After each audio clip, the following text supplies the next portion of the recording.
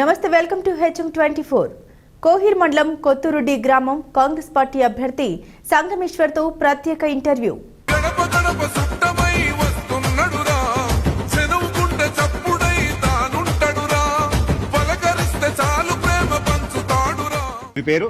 నా పేరు నర్సప్పొల్ల Sangameshwar.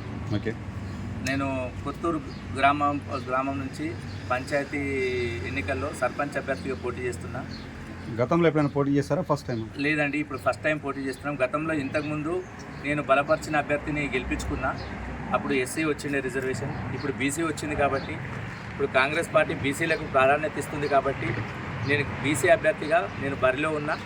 BC general వచ్చింది. నేను కాంగ్రెస్ పార్టీ నుంచి సర్పంచ్ అభ్యర్థిగా పోటీ చేస్తున్నాను. ఎన్ని ఓట్లు ఉంటాయండి ఇక్కడ మొత్తం 494 ఓట్లు ఉన్నాయండి.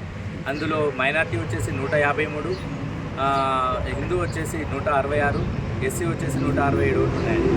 ఇక్కడ గ్రామం మీరు గెలిస్తే కనుక గ్రామానికి ఎలాంటి అభివృద్ధి కార్యక్రమాలు చేస్తారు?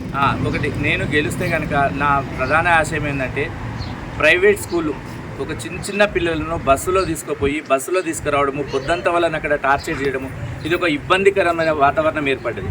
ఇది ఒక ఫ్యాషన్ కూడా జరిగింది. ఈ ఫ్యాషన్, ఈ ఇబ్బందికరమైన వాతావరణం లేకుండా అక్కడ ఉండే టీచర్లు ఏమి క్వాలిఫైడ్ టీచర్స్ కాదు. అక్కడ ఉండే మామూలు డిగ్రీ చదివిన స్టూడెంట్స్, ఇంటర్ చదివిన స్టూడెంట్స్తో వాళ్ళు అక్కడ టీచింగ్ చేపిస్తారు.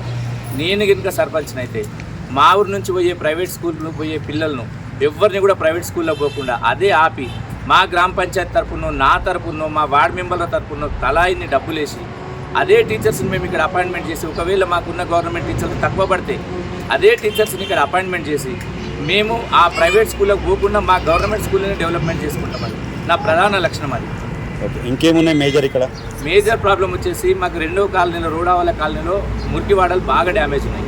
ఆ మురికివాడలు ప్రధానంగా నిర్మించుకుంటాం. వాటర్ సమస్య ఉంది, వాటర్ సమస్య క్లియర్ చేసుకుంటాం. లైటింగ్ అయితే ప్రాబ్లం లేదు. మాకు ప్రధాన సమస్య హైవే ఉంది, నేషనల్ హైవే ఉంది మా పైన. ఆ హైవే ఏమవుతుందంటే ప్రతిసారి రోడ్ దాటుతున్నప్పుడు ప్రతి నెల ఒక యాక్సిడెంట్ జరుగుతుంది.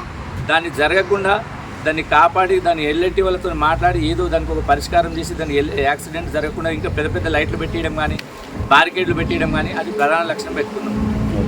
సో మీరు అంటే ఇప్పుడు ఇంత 400 మంది ఓటర్లు ఉన్నారు కదా, వాళ్ళు మీకెందుకు ఓటేయాలి?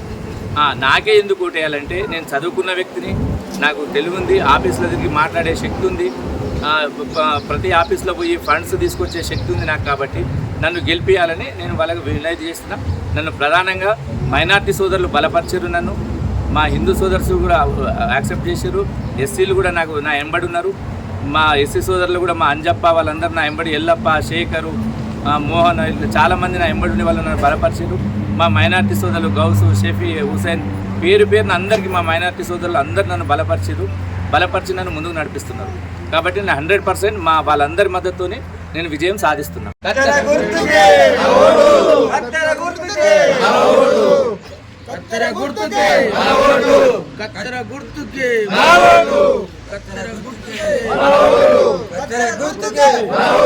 నాది కత్తెర గుర్తు ఉంది. దయచేసి మీ అమూల్యమైన ఓటు నాకు వేసి ఈ కత్తెర గుర్తును విజయవంతంగా గెలిపేయగలరని మనస్ఫూర్తిగా కోరుకుంటున్నా. ఇది నా సింబలు 2వ నెంబర్లో ఉంటుంది. ఇది మా వార్డ్ మెంబర్ది. గౌను 1వ నెంబర్లో ఉంటుంది. ఎండి సర్దార్ అది. దయచేసి మా ఇద్దరిని గెలిపించగలరని మనం. శివకుమార్, నాది వచ్చి కత్తెర గుర్తు.